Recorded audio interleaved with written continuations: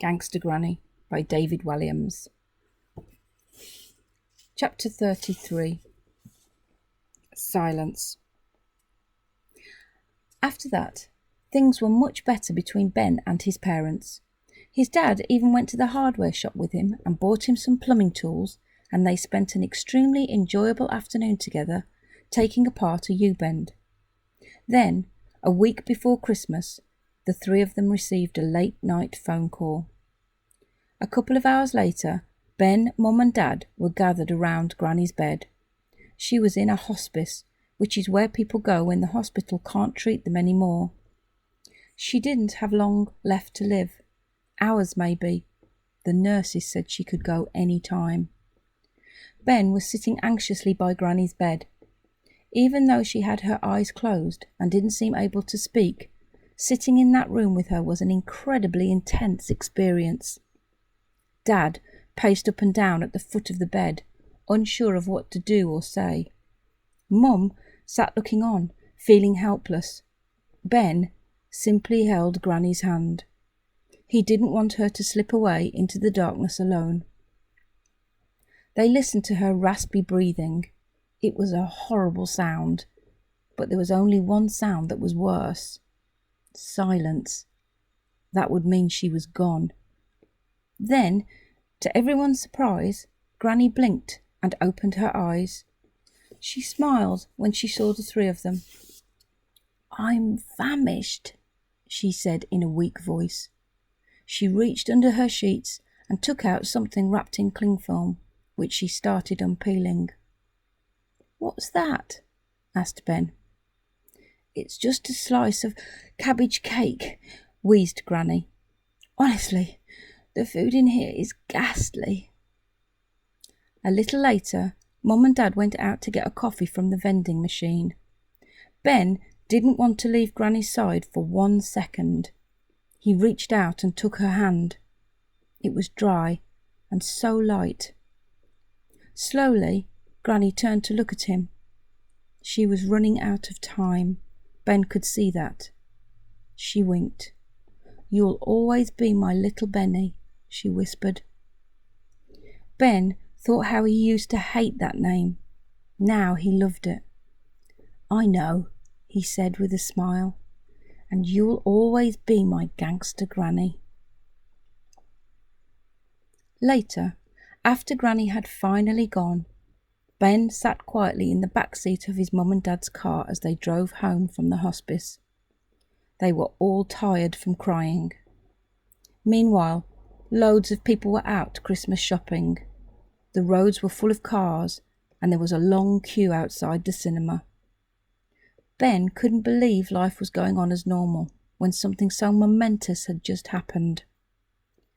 The car turned a corner and approached the little parade of shops.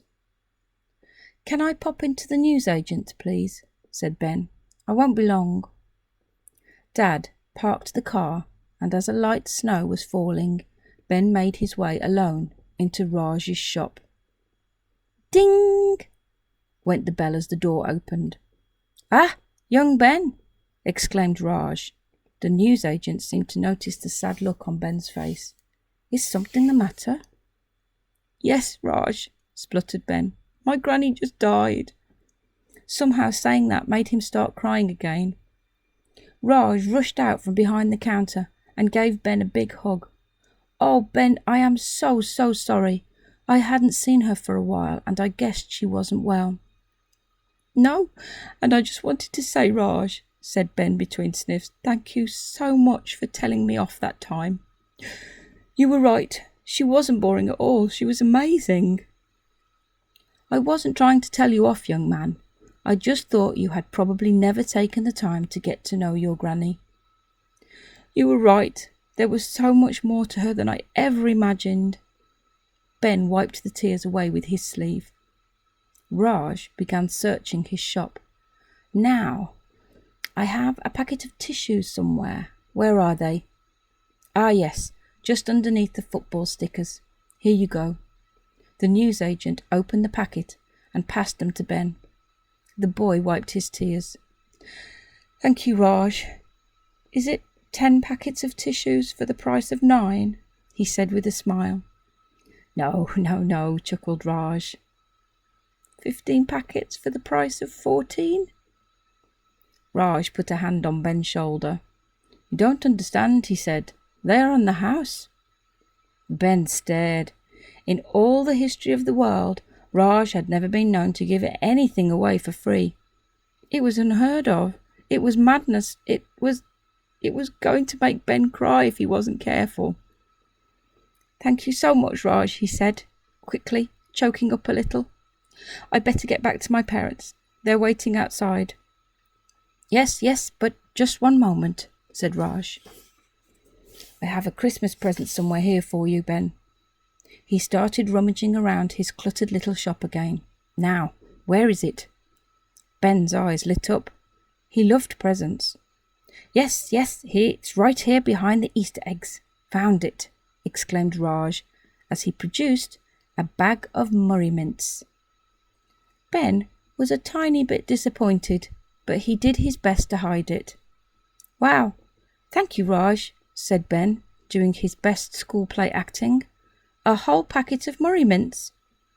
No, just one mint, said Raj, opening the bag and taking a single Murray mint out before handing it to Ben. They were your granny's absolute favourite. I know, said Ben with a smile. And tomorrow I'll read the next chapter.